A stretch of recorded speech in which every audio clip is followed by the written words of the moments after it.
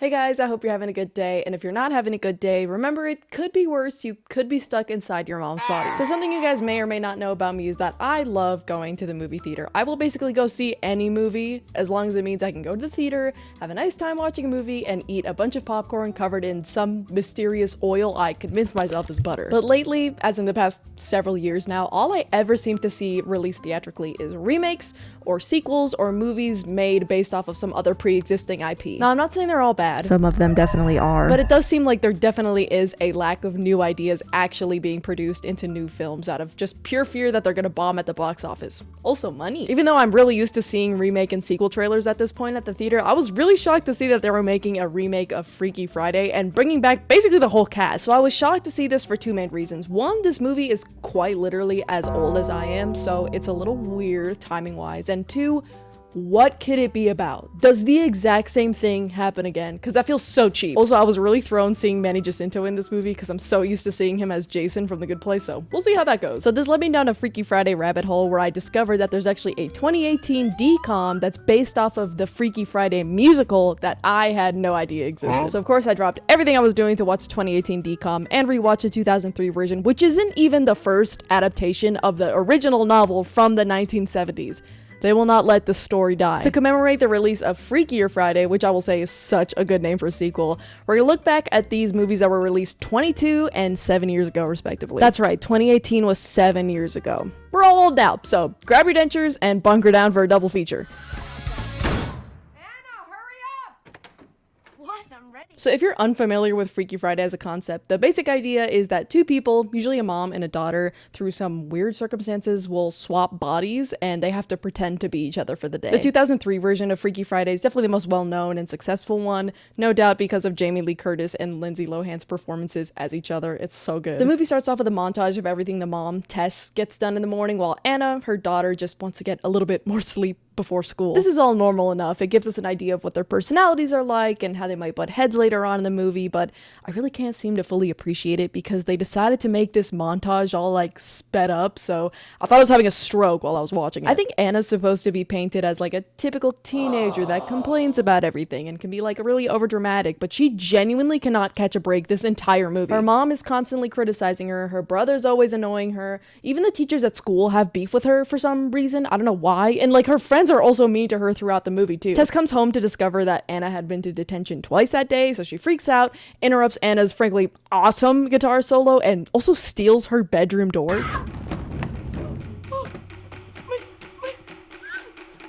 I was actually so shocked to see this because I forgot it was in the movie in the first place, but yeah, she just takes her door away. Where's my door?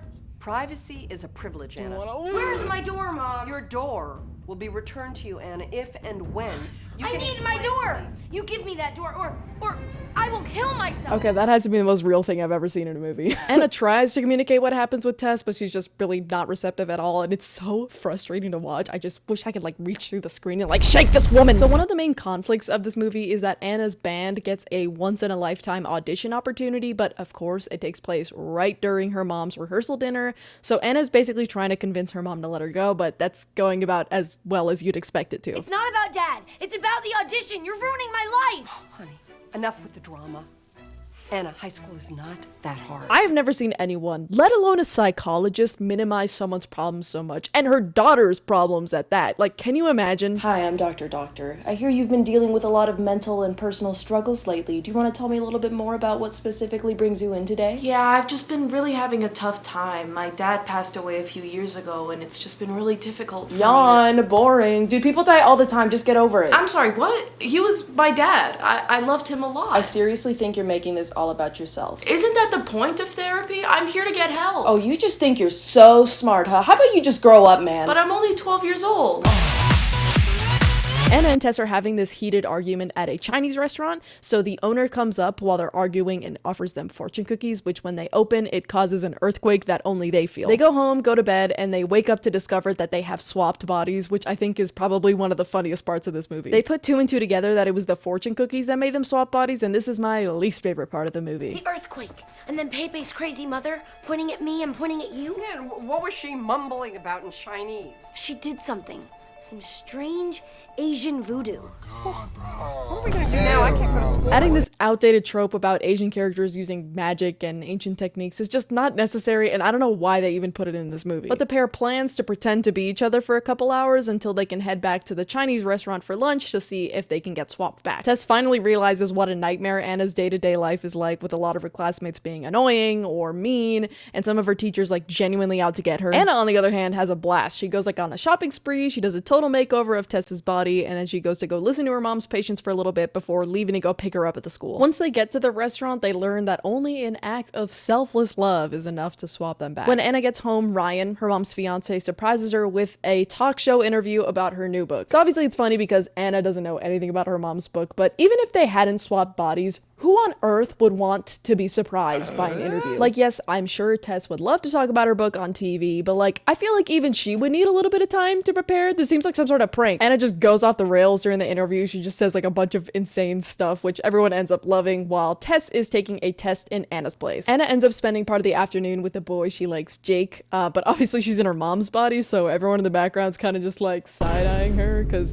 I mean, it's funny, but like, I would also be side-eyeing a grown woman out with a teenager. That is a little odd. Jake is convinced that he's in love with Tess, not Anna, because he doesn't know that they swap bodies, obviously. So he keeps crashing their evening, and it's really funny, but also, take no for an answer, man. Can you leave? Everyone ends up getting to the rehearsal dinner where Anna's friends try to kidnap her, like genuinely kidnap her, because they want to do the audition that's right around the corner. Ryan ends up letting her go, showing that he really does care about Anna and the family, even though she spent the entire movie resenting him. Ryan had been a cool guy throughout the whole movie, but this really solidified it for me. If they kill him off in the sequel, I'm gonna be so pissed. At the audition, Tess starts freaking out because she doesn't know anything about music, but Anna ends up playing in her stead while Tess just goes on stage and fakes it for her. So this song was actually trending on TikTok for a good long while, and for good reason. It's so good. I love this audition scene. It might be my favorite scene in the whole movie. They rush back to the rehearsal dinner, and we get smacked with another really heartfelt scene that makes me cry every time I see it. Tess tells Anna to talk to Ryan about postponing the wedding because they don't think they're going to swap bodies back in time,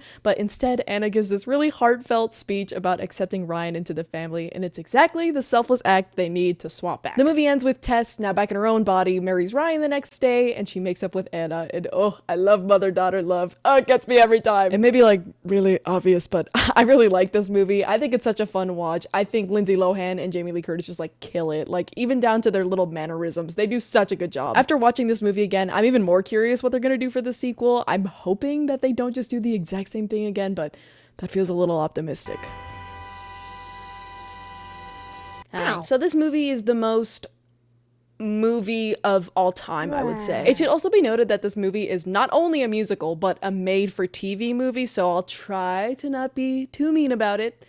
I'll try. The movie starts off with this shot of a rabbit on top of a roof, and I've watched this movie about 3 times now, and I still couldn't tell you why they chose to make this the opening scene of the movie. It's a complete mystery to me. So we pan down to the daughter in this movie named Ellie, and it's like the same plot as the last one, so it should be pretty easy to follow, but she's hanging out with her friends at her house before school. So the daughter and mother are going to swap bodies later on, we know that, but still, this is the most unrealistic part of the movie. Not only is the sun like already completely out this early in the morning, but you expect me to believe she has this much time to hang out with her friends before school. When I was in high school, I'd leave for school in the morning at like the last second, and that was still well before 6 a.m. The sun was not out. I was too tired to do anything. I refuse to believe that this high schooler can hang out with their friends every morning. It's not real. We're also introduced to Fletcher, which is Ellie's little brother, and he comes into her room to show her a magic trick.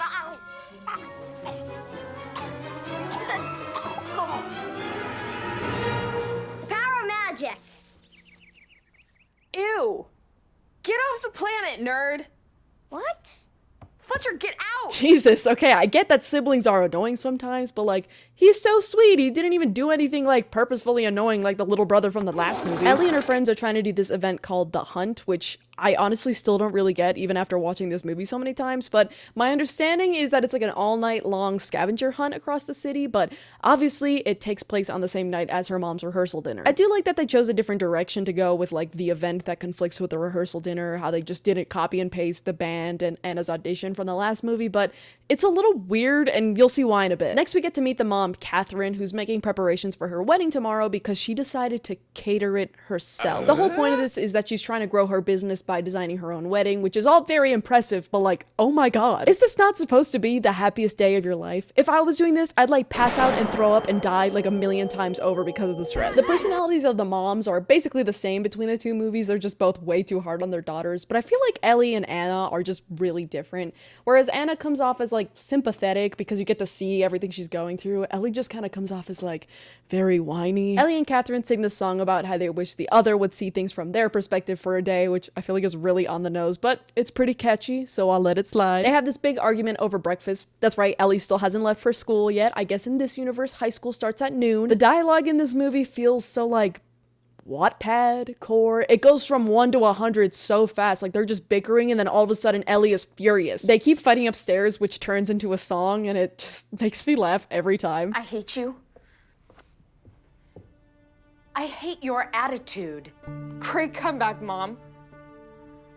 I don't need to live a large, I just like. They're holding this hourglass that makes them swap bodies when they're arguing, but it's like never really ever explained. They discuss that they each got one from Ellie's dad / Catherine's husband before he died, but that doesn't really explain what business does he have with magical hourglasses? Whatever, I'll take weird inconsistencies and outlandish plot devices over racist stereotypes any day, so we'll let that one slide too. The body swap in this movie happens at about the 15-minute mark, which I just don't think is long enough to get to know the characters before they swap, so it just feels a little rushed. So the stakes of this version of Freaky Friday are actually higher than the last one because the mom has staked her entire career on having her wedding and the story of her wedding being featured in this very fancy wedding magazine. So much so that she even took out a second mortgage on her house. I don't know exactly what this woman's financial situation is, but you'd think she'd consider like downsizing her house. Why does this 16-year-old have a bedroom the size of Texas? Look at this thing, it's huge! Ellie can't miss any more school, and Catherine has to be there for the interview for the wedding magazine, so they obviously pretend to be each other for the day. Catherine puts on this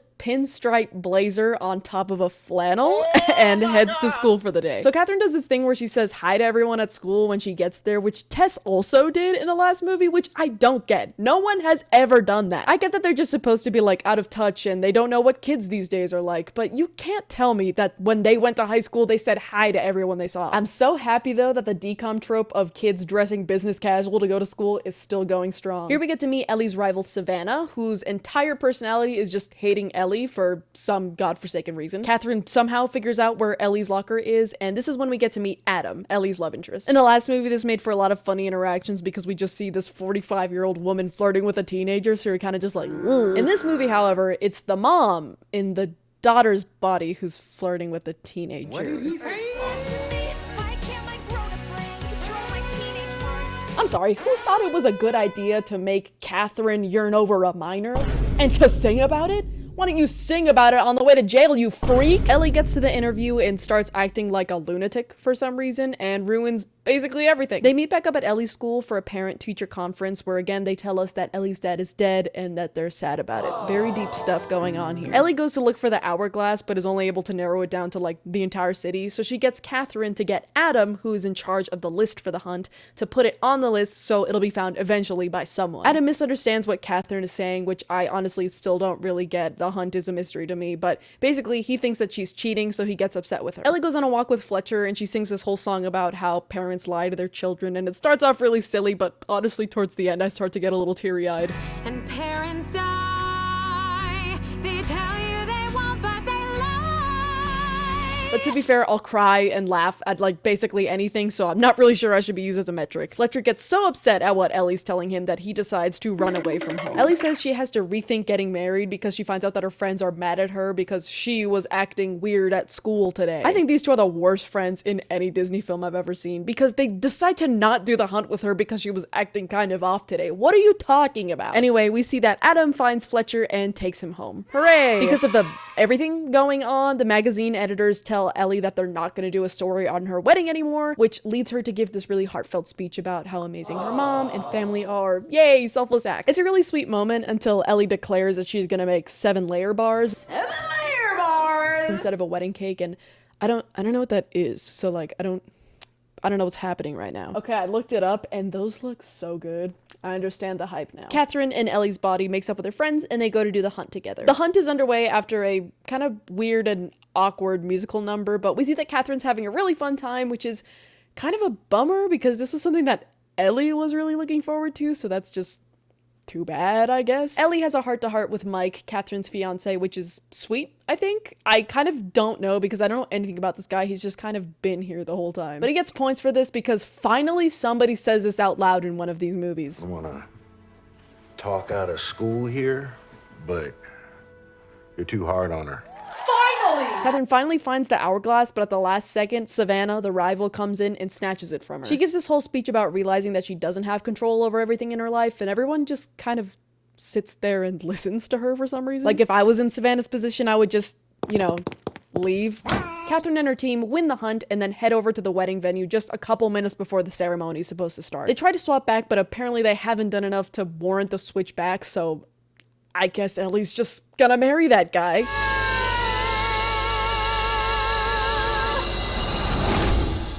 Ellie. Mom? Is that really you?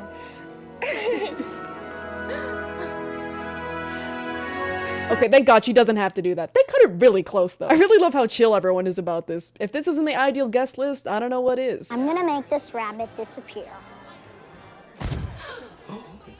How did he do that?